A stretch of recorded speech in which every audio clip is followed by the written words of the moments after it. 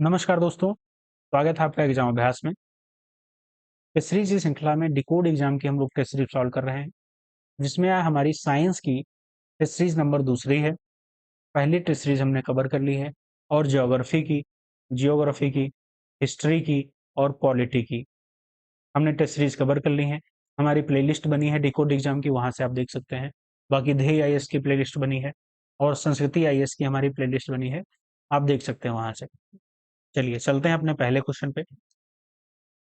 निम्नलिखित में कौन सही है, बताना है निम्नलिखित में कौन सही है। एक तरफ भौतिक राशियां दी गई हैं, एक तरफ उनके एसआई मूल मात्रक दिए गए हैं, एसआई मूल मात्रक दिए गए हैं। बताना है कौन सही है। तो ताप का जो एसआई मात्रक है वो केल्विन होता है, आपका बिल्कुल सही। द्रव्यमान का क्या होता है, तो द्रव्यमान का होता है किलोग्राम। ज्योति तीव्रता का होता है कैंडेला। और पदार्थ का जो परिणाम है उसे हम मोल कहते हैं, मोल एसआई यूनिट होती है और ताप केल्विन एसआई यूनिट है। चलिए अगले क्वेश्चन में चलेंगे। एक पारसेक किसके बराबर होता है, तो एक पारसेक जो बराबर होता है 3.25 प्रकाश वर्ष के बराबर होता है। 3.25 लाइट ईयर के बराबर होता है। एक पारसेक में 3 इंटू 10⁻6 मीटर और एक प्रकाश वर्ष में 9.46 इंटू 10⁻15 मीटर। और अतः एक पारसेक में क्या होता है, तो 3.262 प्रकाश वर्ष। चलिए अगला क्वेश्चन है, एम्पियर मापने की इकाई क्या मापते हैं एम्पियर, तो एम्पियर मापती है विद्युत धारा को, विद्युत धारा को एम्पियर मापती है। एक माइक्रोग्राम बराबर होता है किसके बराबर होता है, तो 10⁻⁻6 ग्राम के बराबर होता है। 10⁻⁻6 ग्राम के बराबर होता है। एक पिकोग्राम किसके बराबर होता है, तो 10⁻⁻12 ग्राम के बराबर होता है। एक माइक्रोग्राम किसके बराबर होता है, 10⁻⁻6 बराबर होता है, -6। एक मिलीग्राम किसके बराबर होता है, 10⁻³ ग्राम के बराबर होता है। एक नैनोग्राम किसके बराबर होता है, 10⁻⁹ ग्राम के बराबर होता है। तो ये ध्यान रखना है। पास्कल किसकी इकाई है, तो पास्कल है दाब की इकाई, दाब की इकाई पास्कल है। किसी तल के इकाई क्षेत्रफल पर लगने वाले बल को दाब कहते हैं। दाब एक अदिश राशि है। दाब का जो मात्रक है वो न्यूटन मीटर स्क्वायर है। दाब का जो मात्रक है न्यूटन मीटर स्क्वायर है। एक पास्कल बराबर 1 न्यूटन मीटर स्क्वायर होता है। अगला क्वेश्चन है, कौन सही है बताना है। तो हाइग्रोमीटर नापता है सापेक्ष आर्द्रता, ठीक, आर्द्रता को नापता है, ये बिल्कुल सही है। तो जो हाइग्रोमीटर होता है, हाइग्रोमीटर वो आर्द्रता को मापता है, या ह्यूमिडिटी को मापता है, आर्द्रता को, रिलेटिव जो होती है आर्द्रता उसे नापते हैं। बाकी जंक्शन डायोड क्या है, तो आवर्धक है, रेक्टिफायर है। कैरेटोमीटर क्या है, तो सोने की शुद्धता को पता लगाने के लिए किया जाता है। और लक्स मीटर क्या है, तो प्रकाश की तीव्रता को मापने के लिए किया जाता है लक्स मीटर का उपयोग। बाकी हाइग्रोमीटर जो है सापेक्ष आर्द्रता के लिए। इंपॉर्टेंट क्वेश्चन है। अगला क्वेश्चन है, निम्नलिखित में कौन सी एक सदिश राशि है, तो जो संवेग है, मोमेंटम, मोमेंटम है वो एक सदिश राशि है। बाकी प्रेशर, ऊर्जा और कार्य, एनर्जी, वर्क, ये सभी क्या हैं, आपकी अदिश राशि हैं, अदिश राशियां हैं। वे राशियां जिनको व्यक्त करने के लिए एक दिशा, परिमाण दोनों की आवश्यकता होती है उसे हम सदिश राशियां कहते हैं। और जिन राशियों से व्यक्त करने के लिए केवल परिमाण की आवश्यकता होती है, दिशा की आवश्यकता नहीं होती है, उन्हें हम अदिश राशियां कहते हैं। देखो अदिश, अदिश का अर्थ ही है जिसमें दिशा ना हो, जिसमें दिशा ना हो उन्हें हम अदिश राशियां कहते हैं। जैसे बल, वेग, विस्थापन, त्वरण, संवेग, आवेग, ये सभी आपकी सदिश राशियां हैं। कौन सी हैं, आपकी सदिश राशियां हैं, ठीक है, ध्यान रखना है बिल्कुल। चलिए अगला क्वेश्चन है, ऊर्जा संरक्षण का अर्थ क्या है। एनर्जी कंजर्वेशन का जो अर्थ है वो क्या है, तो आपका ऊर्जा का ना तो सृजन हो सकता है और ना ही विनाश हो सकता है, आपका ऊर्जा संरक्षण का अर्थ है, ऊर्जा संरक्षण का अर्थ है। चलिए अगला क्वेश्चन देखेंगे। वॉशिंग मशीन किस सिद्धांत पर कार्य करता है? वॉशिंग मशीन सिद्धांत पर अपकेंद्रण के कार्य पर काम करता है। अपकेंद्रण क्या है? तो सेंट्रीफ्यूगेशन क्या है? सेंट्रीफ्यूगेशन के कार्य पे काम करता है। अपकेंद्रण के वह प्रतिक्रिया बल जो परिमाण में अभिकेंद्रीय बल के बराबर होता है, परंतु जिसकी दिशा अभिकेंद्रीय बल के विपरीत होती है, उसे हम अपकेंद्रीय बल कहलाता है। कपड़ा साफ करने की मशीन, दूध से मक्खन निकालने की मशीन आदि अपकेंद्रीय बल के सिद्धांत पर कार्य करता है। चलिए अगले क्वेश्चन पे चलेंगे। शरीर का भार होता है, शरीर का भार होता है ध्रुवों पर अधिकतम होता है। क्या होता है? ध्रुवों पर सबसे अधिक होता है। विषुवत रेखा पर समान नहीं होता है, ध्रुवों पर न्यूनतम नहीं होता है, अधिकतम होता है। विषुवत रेखा पर अधिकतम नहीं होता है, तो अधिकतम कहाँ होता है? ध्रुवों पर सबसे अधिकतम होता है। गुरुत्वीय त्वरण का मान भूमध्य रेखा पर सबसे कम तथा ध्रुवों पर सबसे अधिक होता है। तो किसी जो पिंड का भार होता है, जैसे हम पहुंचेंगे वहां पे, तो सबसे मैक्सिमम जो होगा भार वो ध्रुवों पर होगा, भूमध्य रेखा पर कम होगा। अगला क्वेश्चन है कौन सा सही है बताना है। तो विस्थापन जो है एक सदिश राशि है। क्या है? वेक्टर क्वांटिटी है। जिनमें दिशा होगी उन्हें हम सदिश राशि कहते हैं, डिस्प्लेसमेंट। बाकी पेनिसिलिन ये आपका गलत है, ये आपका गलत है, ये आपका गलत है। चलिए सही क्या है?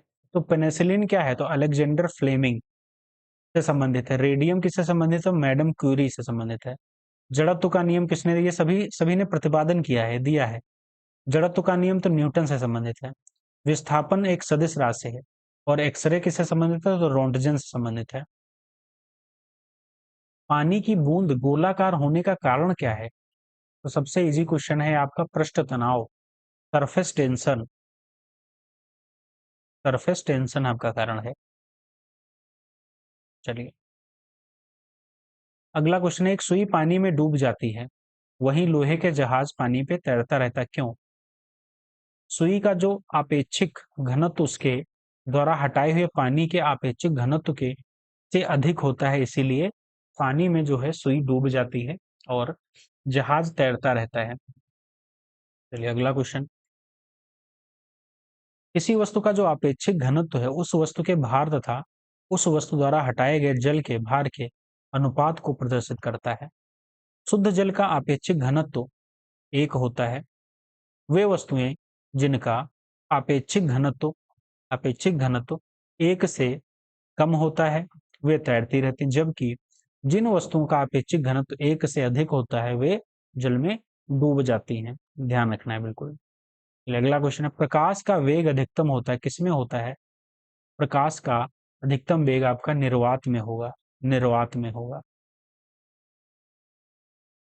मृग मरीचिका क्या है? तो मृग मरीचिका है आपका प्रकाश का जो पूर्ण आंतरिक परावर्तन है, total internal reflection of light, उसे हम कहते हैं मृग मरीचिका। मृग मरीचिका। मृग मरीचिका एक प्रकार का वायुमंडल दृष्टि भ्रम है, जिससे प्रेक्षक अस्त विहीन जलाशय एवं दूरस्थ वस्तु के उल्टे बड़े आकार के प्रतिबिंब तथा उनके अनेक प्रकार के विरूपण देखता है। वस्तु और प्रेक्षक के बीच की दूरी कम होने पर प्रेक्षक का भ्रम दूर हो जाता है और वह विरूपित प्रतिबिंब नहीं देख पाता है। बिल्कुल ध्यान रखना है।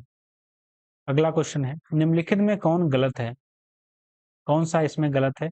तो सबसे लंबा तरंग दैर्ध्य आपका नीला प्रकाश का नहीं होता है, गलत है। किसका होता है?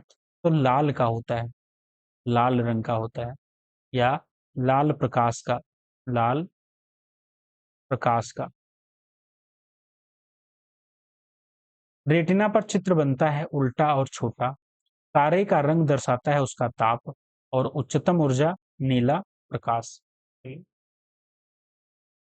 कार में पृष्ठ दृष्टि दर्पण में किस दर्पण का प्रयोग किया जाता है? तो किस दर्पण का? तो उत्तल दर्पण का प्रयोग किया जाता है। विच mirror is in the rear view mirror in the car? जो रियर व्यू मिरर कार का यूज किया जाता है उसे हम कहते हैं convex lens, convex mirror. Mirror. चलिए उत्तल दर्पण द्वारा जो प्रतिबिंब है आभासी, सीधे एवं वस्तु से छोटे बनते हैं, इसी कारण यूज करते हैं। जल में वायु का जो बुलबुला है जिसकी भांति व्यवहार करेगा तो अवतल लेंस। अवतल लेंस। पानी में डूबा हुआ एक वायु का बुलबुला जिसकी सतह उत्तल होती है, अवतल लेंस की भांति व्यवहार करता है। वस्तु का प्रतिबिंब मनुष्य की आंख में कहाँ बनता है? तो बनता है रेटिना पर। मनुष्य की आंख में वस्तु का प्रतिबिंब रेटिना पर बनता है, जिस वस्तु को हम देखते हैं उससे चलने वाली किरणें कार्नियों और नेत्रोद द्रव से होकर पुतली के रास्ते लेंस पर पड़ती हैं। अगला क्वेश्चन है, तीन आधारभूत रंग कौन से हैं? तीन आधारभूत रंग कौन है? प्राइमरी रंग, जो प्राइमरी रंग आपके होंगे लाल, हरा और नीला। प्राइमरी रंग। निम्नलिखित में कौन सेल्सियस और फ़ारेनहाइट पैमाने से में संबंध का सूत्र है? कौन सा है आपका? D. C/5 equals to F minus 32/9, ये आपका है। इससे यदि फ़ारेनहाइट दिया है तो उसको सेल्सियस में आप कन्वर्ट कर सकते हैं, यदि सेल्सियस दिया है तो उसको फ़ारेनहाइट में आप कन्वर्ट कर सकते हैं। ये आपका फार्मूला है। चलिए अगला क्वेश्चन देखेंगे। थर्मोस्टेट का कार्य क्या है? तो थर्मोस्टेट का कार्य है आपका तापमान को समान करना। थर्मोस्टेट किसी निकाय का तापक्रम को नियंत्रित करने वाला यंत्र है। प्रेशर कुकर में खाना जल्दी पकता है क्योंकि भोजन को कम ऊष्मा लगता है, जल क्वथनांक घट जाता है, जल क्वथनांक बढ़ जाता है, क्वथनांक पहले घटता है और तब बढ़ाता है। तो इसमें के कौन सा आपका सही हो जाएगा? तो जल का जो क्वथनांक है वो बढ़ जाता है, the boiling point of water increase हो जाता है। प्रेशर कुकर में वायु दाब समान कमरे के वायु दाब से लगभग 2 गुना होता है, इसी कारण में पानी लगभग 120 डिग्री सेल्सियस पर उबलता है। डेसिबल क्या है? तो डेसिबल एक है ध्वनि की तीव्रता नापने हेतु डेसिबल है। निम्नलिखित में कौन सही है इसमें बताना है। तो जेट विमान की जो तीव्रता है डेसिबल में, तो 140 से 150 डेसिबल है। बाकी साधारण बातचीत करते हैं 30 से 60 डेसिबल में। ट्रक मोटरसाइकिल 90 से 95, जेट विमान 140 से 50 डेसिबल और फुसफुसाहट 15 से 20। निम्नलिखित में कौन सही है? श्रव्य तरंगे 20 हर्ट्ज से कम आवृत्ति की होती हैं, अश्रव्य, प्राश्रव्य और इनमें से कोई नहीं। तो जो प्राश्रव्य है वो करेक्ट है। 20,000 हर्ट्ज से अधिक आवृत्ति की जो ध्वनियां होती हैं उन्हें हम कहते हैं अल्ट्रासोनिक या पराश्रव्य। अल्ट्रासोनिक वेव्स, इन्हें हम पराश्रव्य भी कहते हैं। चलिए अगला क्वेश्चन है, चलिए हम अश्रव्य भी देख लेते हैं। तो 20 हर्ट्ज से जो कम आवृत्ति होती है उन्हें हम अश्रव्य, मतलब सुनने योग्य नहीं। और श्रव्य तरंगे मनुष्य में ध्वनि की जो श्रव्यता का परिसर लगभग 20 हर्ट्ज से 20,000 हर्ट्ज तक होता है, ध्यान रखना है। निम्नलिखित में से कौन सही है आपका? तो ट्रांसफार्मर जो है वो प्रत्यावर्ती वोल्टेज को घटाने या बढ़ाने का कार्य करता है, बिल्कुल आपका सत्य हो जाएगा। बाकी डायनमो का कार्य क्या होता है? तो यांत्रिक ऊर्जा को विद्युत ऊर्जा में परिवर्तित करता है। विद्युत मोटर का कार्य होता है विद्युत ऊर्जा को यांत्रिक ऊर्जा में परिवर्तित करता है, विद्युत मोटर का। और विद्युत जनित्र क्या है? तो विद्युत जो जनित्र है या जनरेटर है वो करता है बिजली उत्पन्न करने का एक उदाहरण उपकरण है। जैसे गांव में जनरेटर का जो इस्तेमाल किया जाता है, या जहाँ लाइट नहीं होती है, चली जाती है, वहां जनरेटर यूज करते हैं। फिलामेंट क्या है? तो फिलामेंट में जो प्रयुक्त होने वाला धातु है वो कौन सा है? तो टंगस्टन यूज करते हैं। ये जो बल्ब है, बल्ब में जो ये तार लगा होता है वो अंदर वो फिलामेंट का होता है, फिलामेंट का तार लगा होता है, ठीक है। और फिलामेंट होता है वो टंगस्टन धातु का लगा होता है, टंगस्टन धातु का होता है। टंगस्टन नामक एक धातु प्रयोग जो बल्बों में रोशनी उत्पन्न करने के लिए किया जाता है, इसकी खोज किसने की थी? तो टार्बर बर्गमन ने की थी, ठीक है, बर्गमन ने की थी। चलिए विद्युत का सर्वोत्तम चालक कौन सा है? तो विद्युत का जो सर्वोत्तम चालक है वो क्या है? तो सर्वोत्तम चालक है चांदी। जिन पदार्थों की जो विद्युत प्रतिरोधकता अति निम्न होती है उन्हें सुचालक के रूप में जाना जाता है। चांदी की विद्युत सर्वोत्तम सुचालक है। सर्वाधिक विद्युत चालकता चांदी की होती है, चांदी की होती है। इसके बाद तांबा, एल्युमिनियम, लोहा की विद्युत चालकता होती है, ध्यान रखना है। चलिए अगला क्वेश्चन देखेंगे। चलिए अगला क्वेश्चन है हमारा, फ्यूज तार जिस धातु की बनी होती है उसकी विशेषता क्या होती है? उसकी विशेषता होती है उच्च प्रतिरोधक शक्ति और निम्न गलनांक, high resistance power and low melting point. तो ऑप्शन डी हो जाएगा इसका सही उत्तर। चलिए अगला क्वेश्चन है, डिस्त धारा को प्रत्यावर्ती धारा में परिवर्तित करने वाली युक्ति क्या है? तो हो जाएगा इन्वर्टर। जो डायरेक्ट करंट है इनटू अल्टरनेटिव करंट को आपको डायरेक्ट कन्वर्ट कौन करता है? वो अब करता है इन्वर्टर। डीसी को एसी में कन्वर्ट करता है। मतलब बैटरी में हम लोग इन्वर्टर लगाते हैं, उसको एसी में कन्वर्ट कर देते हैं अल्टरनेटिव करंट में, वो इन्वर्टर करता है। हम लोग सभी लोग घरों में यूज करते हैं। चलिए अगला क्या है क्वेश्चन, निम्नलिखित में कौन अर्धचालक ट्रांजिस्टर बनाने में प्रयोग किया जाता है? तो आपका हो जाएगा सिलिकॉन और जर्मेनियम दोनों। तो ए बी दोनों आपके करेक्ट आंसर हो जाएंगे। ट्रांजिस्टर के निर्माण में सिलिकॉन तथा जर्मेनियम दोनों अर्धचालकों का प्रयोग किया जाता है। अगला क्वेश्चन है, सूर्य से उत्पन्न ऊर्जा का स्रोत क्या है? तो आपका नाभिकीय संलयन हो जाएगा, न्यूक्लियर फ्यूजन आपका करेक्ट आंसर हो जाएगा। नाभिकीय संलयन प्रक्रिया में परमाणु के नाभिक आपस में संलयित होते हैं और सूर्य में नाभिकीय संलयन प्रक्रिया द्वारा ऊष्मा एवं प्रकाश उत्पन्न करता है। इस प्रक्रिया में हाइड्रोजन का नाभिक संलयित होकर हीलियम का निर्माण करता है। तो आपका ये सही हो जाएगा। इसकी व्याख्या भी आपने देख ली है, बाकी आप पढ़ लीजिएगा इसकी व्याख्या भी। चलिए अगला क्वेश्चन है, हाइड्रोजन बम किस सिद्धांत पर कार्य करता है? तो करता है आपका अनियंत्रित संलयन अभिक्रिया, अनकंट्रोल्ड फ्यूजन रिएक्शन। तो ऑप्शन बी हो जाएगा इसका करेक्ट आंसर। हाइड्रोजन बम नाभिकीय संलयन की प्रक्रिया है उस पर आधारित है। परमाणु बम किस सिद्धांत पर कार्य करता है? तो नाभिकीय संलयन पर कार्य करता है। नाभिकीय विखंडन पर करता है, संलयन नहीं, नाभिकीय विखंडन पर कार्य करता है, न्यूक्लियर फिजन के। ठीक है, अगला क्वेश्चन क्या है, निम्नलिखित में कौन सा गलत है?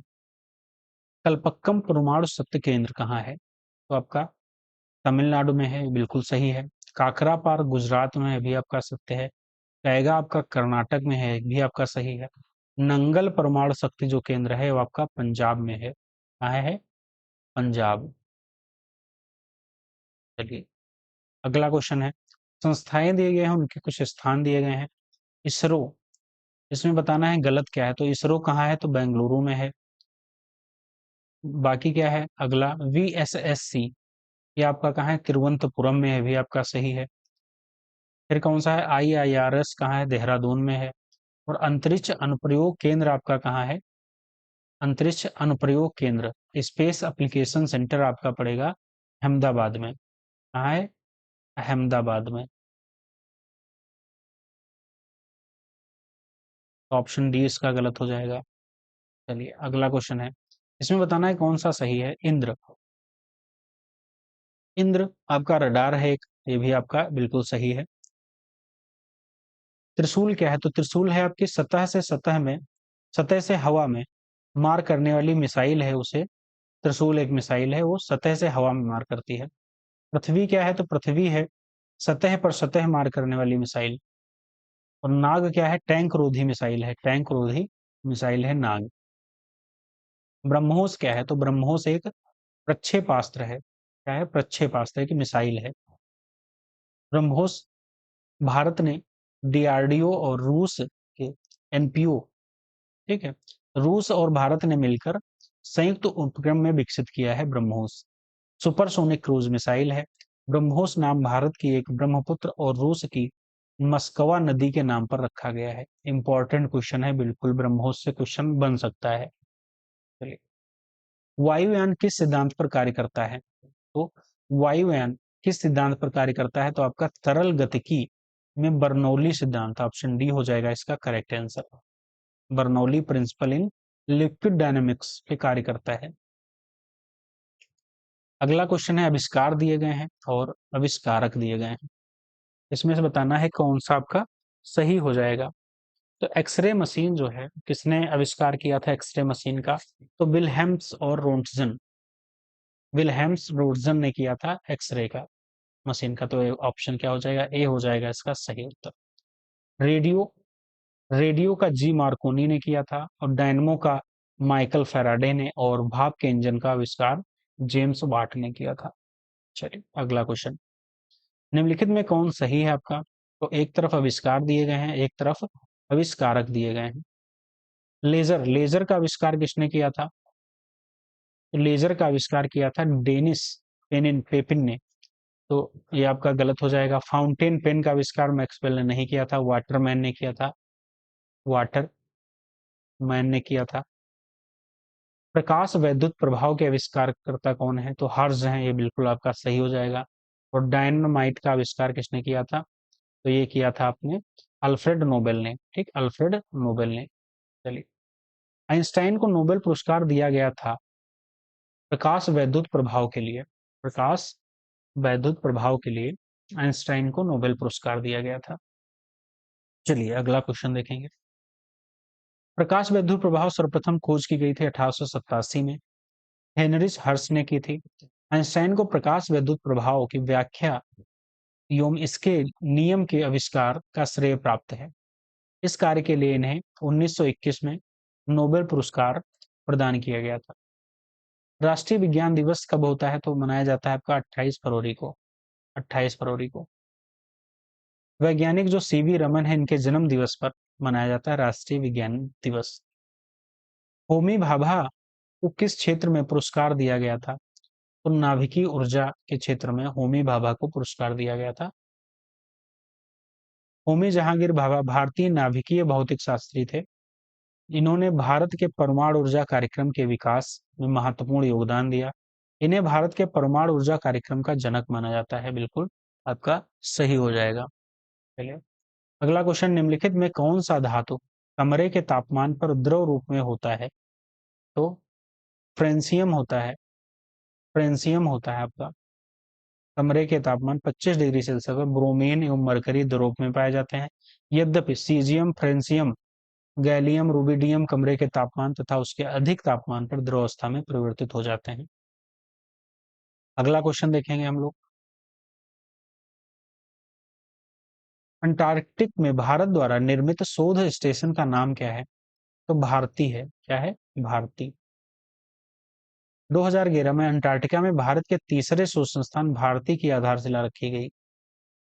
अगला क्वेश्चन क्या है, ग्रहों की गति के नियम प्रतिपादित किए गए थे, किसने किया था? तो केपलर ने किया था। किसने? केपलर ने किया था।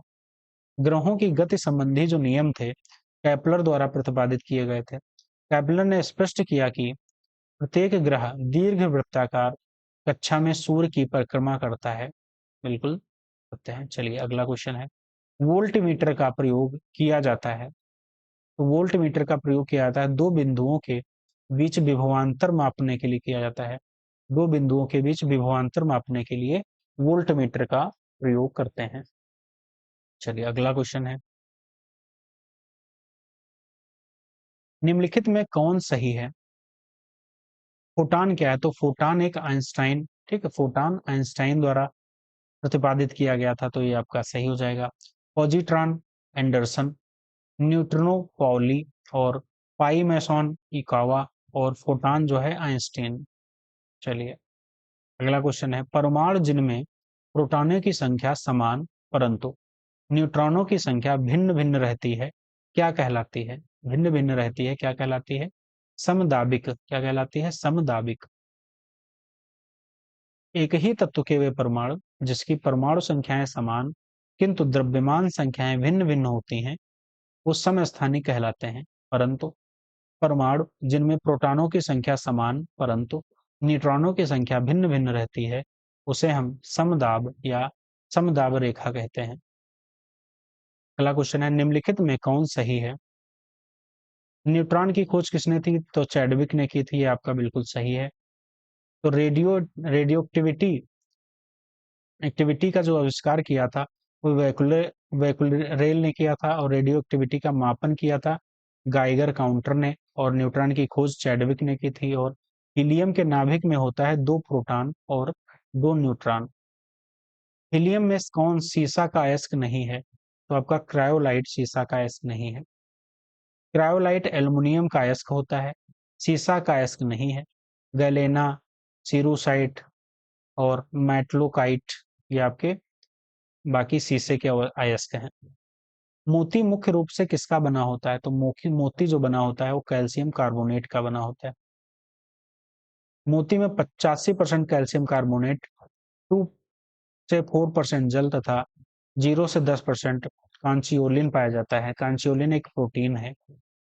प्लास्टर ऑफ पेरिस का सूत्र क्या है? तो आपका हो जाएगा CaSO4 हाफ H2O, आपका ये फार्मूला हो जाएगा प्लास्टर ऑफ पीओपी जिसे कहते हैं पीओपी।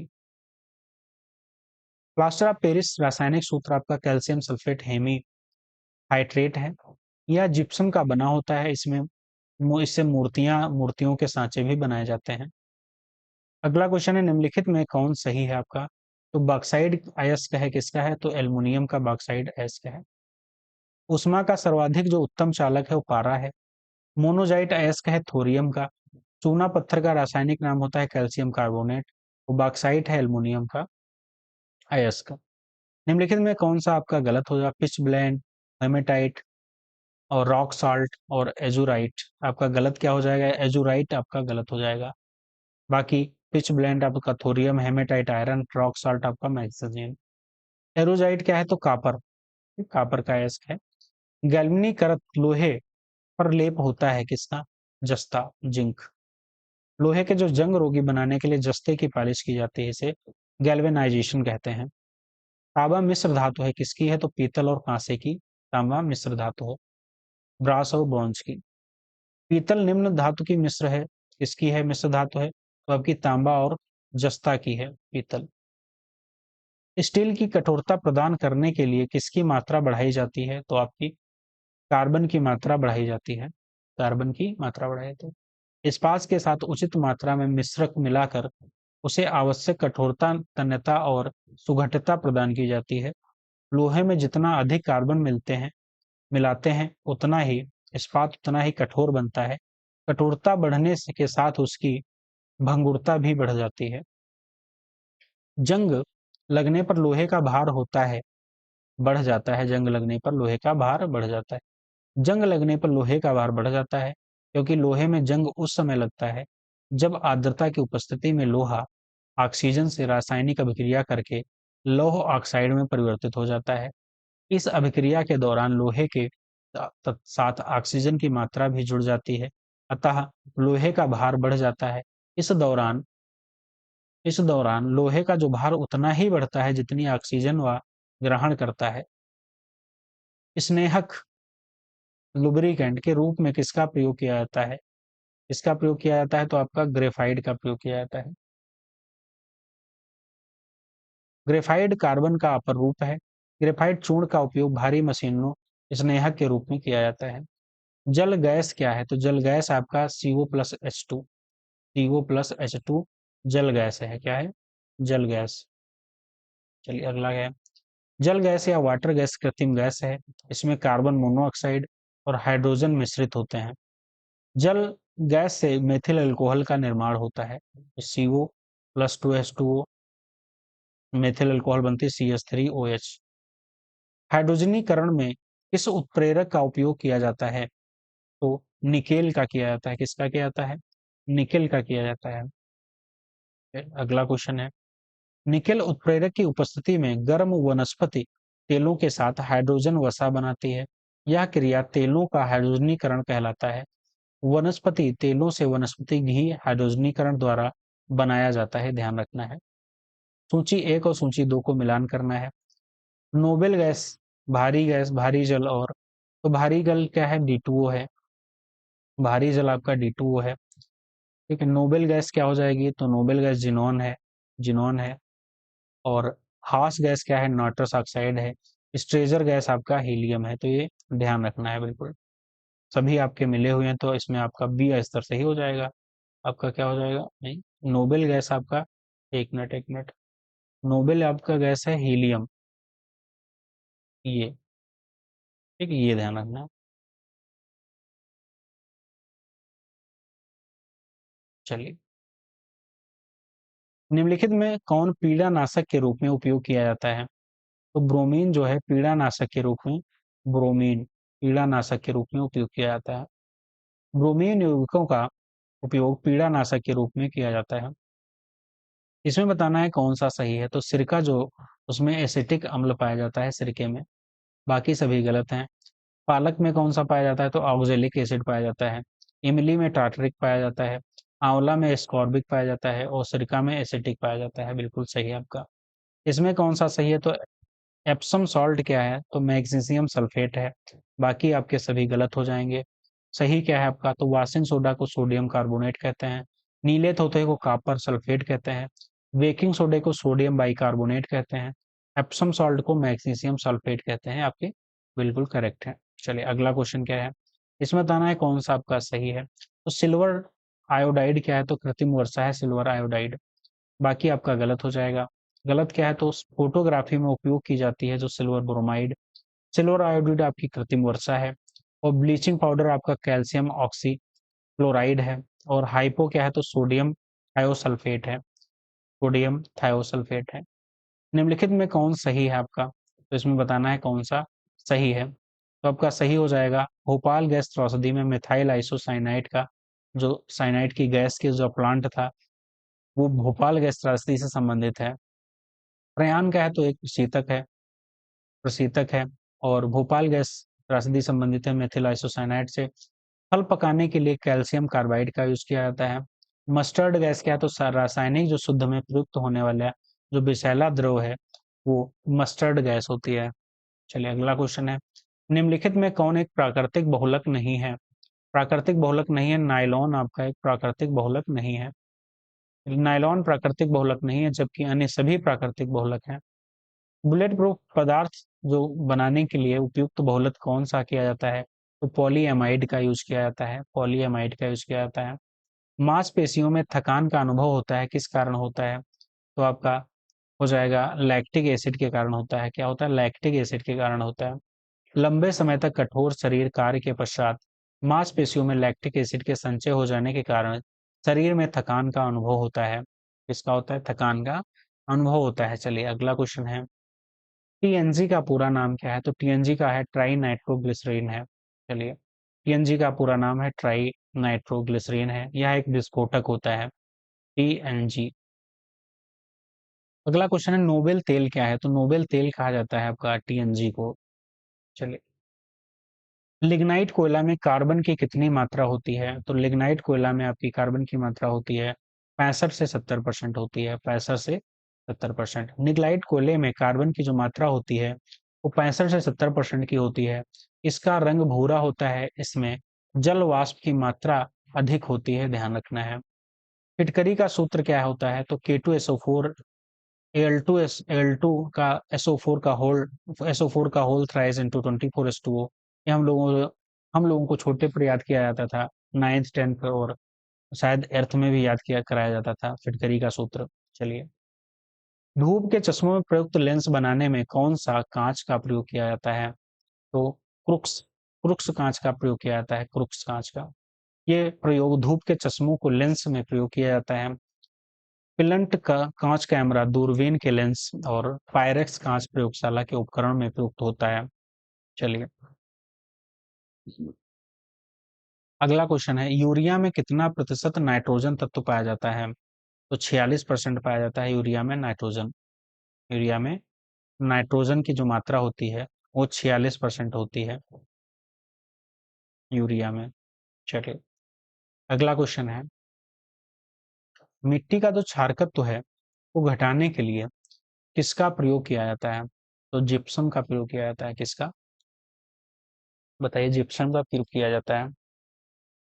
मिट्टी में जो क्षारकत्व को घटाने के लिए जिप्सम का प्रयोग किया जाता है। अगला क्वेश्चन है, उत्प्रेरक की खोज का श्रेय किसे जाता है? अल्फ्रेड नोबेल को, या विलियम को, या जोसेफ एस्पिडिन को, या बर्जिलियस को? तो किसको जाता है? तो बर्लिजियस को जाता है। क्या जाता है? उत्प्रेरक, एक कैटलिस्ट जो है, उत्प्रेरक, उत्प्रेरक की खोज किसने की थी? तो बर्जिलियस ने की थी। बर्जिलियस ने की थी, बिल्कुल ध्यान रखना है। अम्लराज में किसका मिश्रण होता है? अम्लराज बहुत इंपॉर्टेंट क्वेश्चन है। अम्लराज में मिश्रण होता है हाइड्रोक्लोरिक, हाइड्रोक्लोरिक अम्ल एवं नाइट्रिक अम्ल का। किसका होता है? हाइड्रोक्लोरिक अम्ल और नाइट्रिक अम्ल का। अम्लराज में सांद्र हाइड्रोक्लोरिक अम्ल और नाइट्रिक अम्ल का ताजा मिश्रण होता है। यह सोना और प्लेटिनम को गलाने में समर्थ होता है। सोने को गला देता है कौन सा? अम्लराज। निम्न में कौन प्राकृतिक ईंधन है? कौन प्राकृतिक ईंधन है, इसमें बताना है। तो पेट्रोलियम जो है, पेट्रोलियम ये एक प्राकृतिक नेचुरल फ्यूल है। कौन सा? पेट्रोलियम। पेट्रोलियम पदार्थ प्राकृतिक ईंधन के अंतर्गत आते हैं। ये पृथ्वी के भीतर दबे जीवाश्मों से निर्मित होते हैं, याद रखना बिल्कुल। एलपीजी क्या है? तो एलपीजी का जो मुख्य आधार घटक है वो क्या है? तो ब्यूटेन है। क्या है? ब्यूटेन है। तो आपका आंसर, ये आपके ऑप्शन गलत हो जाएंगे। क्या हो जाएगा आपका? ब्यूटेन आपका बिल्कुल सही उत्तर हो जाएगा। चलिए अगला क्वेश्चन देखेंगे।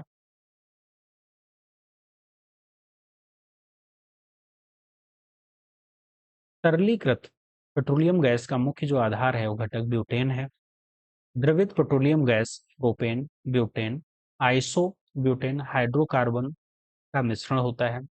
एलपीजी के जो रिसाव की पहचान के लिए उसमें कुछ दुर्ध दुर्गंध युक्त दुर्गंध युक्त पदार्थ जैसे मरकैप्टन आदि मिलाया जाता है। जैसे हमारे घर में जो ऑक्सीजन सिलेंडर होता है उसमें सॉरी, जो एलपीजी गैस होती है जो हम किचन में यूज करते हैं, उसमें कोई गंध नहीं होती है, लेकिन वो गंध के लिए, जैसे हमको रिसाव में पता चल जाए कि ये रिसाव इसका हो रहा है, तो उसके लिए मरकैप्टन मिला दिया जाता है, जिससे हमको गंध आती है।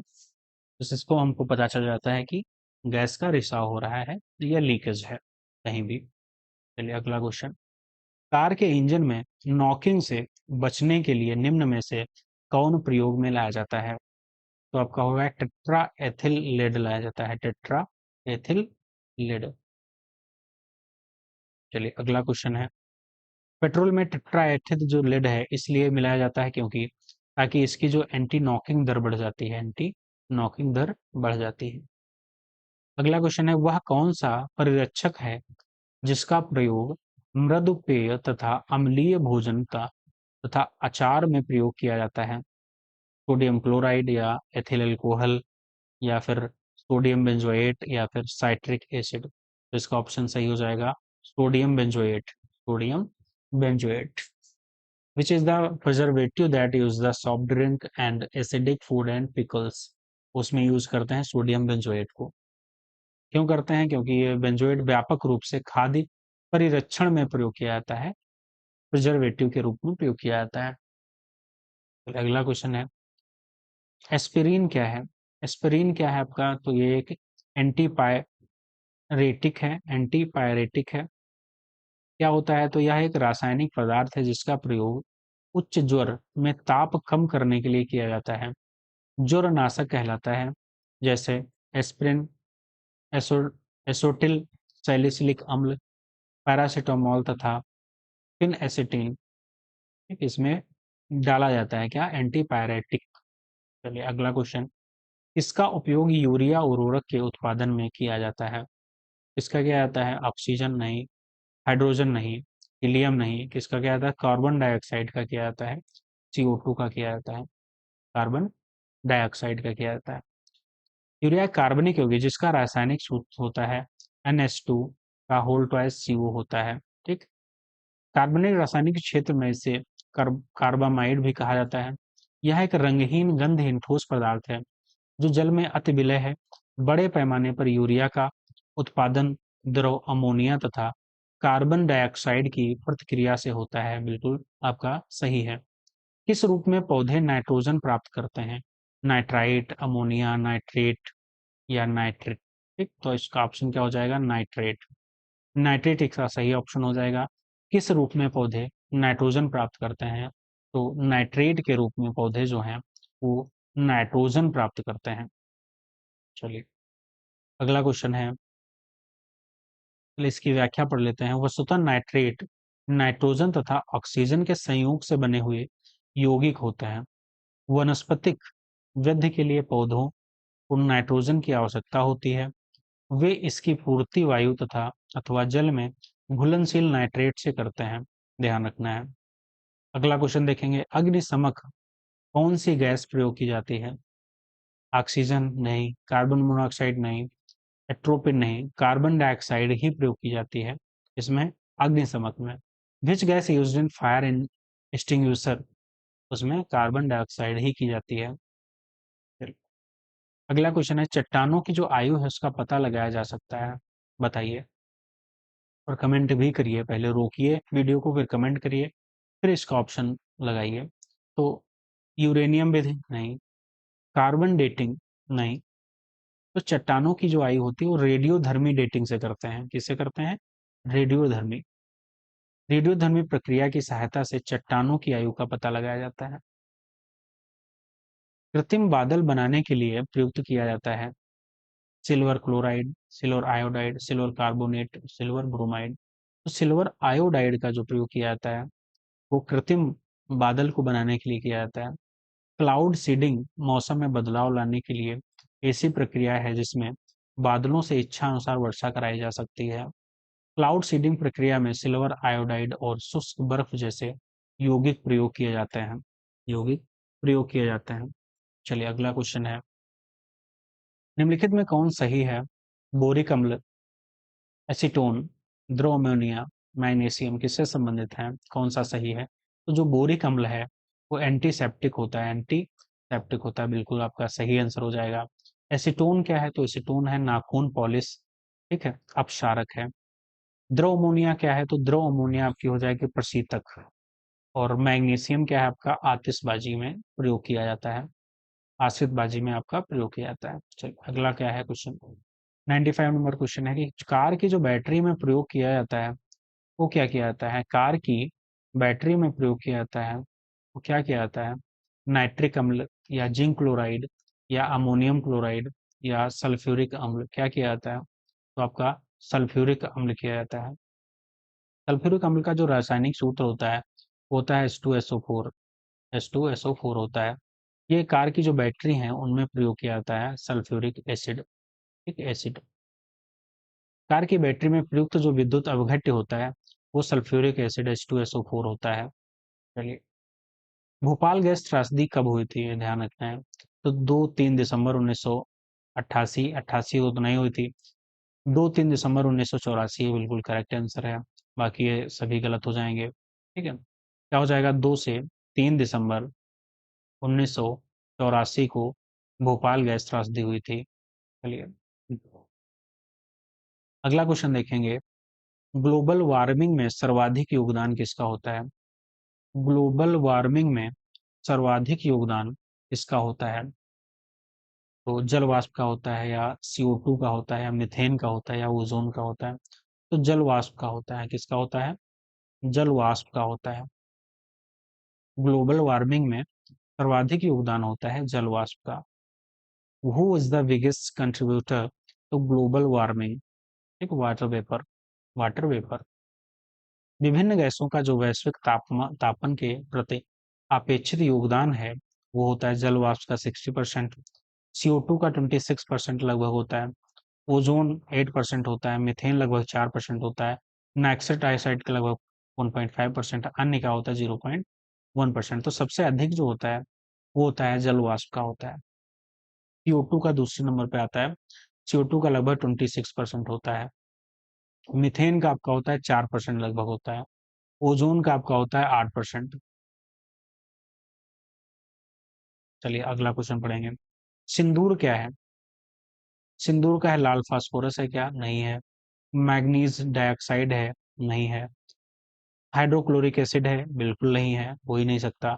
मर्क्यूरिक सल्फाइड है आपका सिंदूर। क्या है? मर्क्यूरिक सल्फाइड है आपका। सिंदूर का रासायनिक नाम क्या है? तो मर्क्यूरिक सल्फाइड होता है। अगला क्वेश्चन पढ़ेंगे। निम्नलिखित में बताना है कौन सा आपका सही है, कौन सा आपका सही है। Potassium, monopotassium titrate, tartrate, zinc phosphide और केवलार है, केवलार। इसमें बताना है कौन सा आपका सही है। तो आपका सही हो जाएगा जिंक जो फास्फाइड है वो होता है रोंडेट नासी होता है। ठीक है, चलिए। पोटेशियम ब्रोमाइड क्या है? तो फोटोग्राफी में यूज करा जाता है। मोनोपोटेशियम टाइट्रेट क्या है? तो बेकरी में यूज किया जाता है। जिंक फास्फाइड रोंडेट नासी है आपका। केवलार क्या है? तो संश्लेषित रेशा है। क्या है? संश्लेषित रेशा है। चलिए लास्ट क्वेश्चन देखेंगे। निम्नलिखित में कौन सा सही है? नियोप्रीन क्या है? तो नियोप्रीन। टेक्साल क्या है आपका? टेट्राएथिलेट क्या है? ब्रोनाइल ब्रो बेनाड्रिल क्या है? बेनाड्रिल। ठीक है, बेनाड्रिल क्या होता है? तो आपको इसमें बताना है सही, पहले देख लेते हैं फिर बताते हैं। आपका टेट्राएथिल जो लेड है वो एंटी नॉक एजेंट है। क्या है? एंटी नॉक एजेंट है। नियोप्रीन क्या है? तो संश्लेषित रबर है। और टेट्राएथिल लेड क्या है? तो एंटी नॉक एजेंट है। और टेक्साल क्या है? तो कैंसर रोधी दवा है। और बेनाड्रिल आपका प्रतिहिस्टामीन है। प्रतिहिस्टामीन है आपका। ठीक है, चलिए। हमारी जो साइंस की दोनों टेस्ट सीरीज है वो हमारी कवर हो गई हैं। और साइंस के जो 200 क्वेश्चन हम लोगों ने कवर कर लिए हैं। बाकी अगली टेस्ट सीरीज हमारी इकोनॉमिक्स की रहेगी। इकोनॉमिक्स के बाद हम लोग इन्वायरमेंट की टेस्ट सीरीज है, यूपी स्पेशल की टेस्ट सीरीज है, ये सभी टेस्ट सीरीज हम लेकर आएंगे। ठीक है, इसमें देखेंगे 100 क्वेश्चन रहेंगे। और साथ में हम लोग हिंदी की भी टेस्ट सीरीज लगाते हुए चलेंगे। बाकी वीडियो अच्छी लगी हो तो लाइक शेयर सब्सक्राइब अवश्य करिएगा। और इसको शेयर भी करिएगा और कमेंट भी करिएगा। ठीक है, जिससे हमको प्रेरणा मिल सके वीडियो और बनाने की, और आपका सहयोग भी हो सके। चलिए, वीडियो अच्छी लगी हो तो लाइक शेयर सब्सक्राइब करिएगा। Thank you so much.